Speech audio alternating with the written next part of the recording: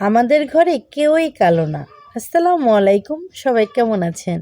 আমাদের ঘরে কেউই কালো না। আমি একটু কালো, আমার বাবা একটু কালো, আমার মা একটু কালো, আমার বোন একটু কালো, আমার ভাই একটু কালো, আমার মামা একটু কালো, আমার দাদা একটু কালো, আমার দাদি একটু কালো, আমার নানি একটু কালো, আমার নানা একটু কালো, আমার চাচা একটু কালো, আমার চাচি একটু কালো।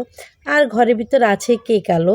আমাদের ঘরের ভিতরে নেই তো কেউ কালো, সবাই তো একটু একটু কালো। দেখেন আমি ওড়নাটা যে পরেছি সেইটাও কালো, আমি নিজেও কালো, আমার চোখের ভুঁড়ি দুটোও কালো, বা চোখের মণিটাও কালো, চোখের উপরের ভুঁড়িটাও কালো, বা আমার ঠোঁট কালো, বা আমি নিজে কালো।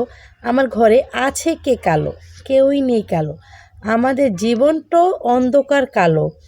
আমাদের মনের ভিতরও মানে কি বলবো, ভালোবাসা তো নেই, কালো দিয়ে ভরা।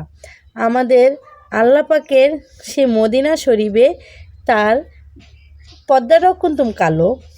তারপর আমাদের হাতের যে কলম দিয়ে যে লেখি আমরা, আরবি লেখা, বাংলা লেখা, সব কিছুই কিন্তু কালো। কালো দিলে কোনো নেই রিজেক্ট। লাল কলম দিয়ে লেখলেই কিন্তু ওইটা হয়ে যায় রিজেক্ট, বা ওইটা হয়নি।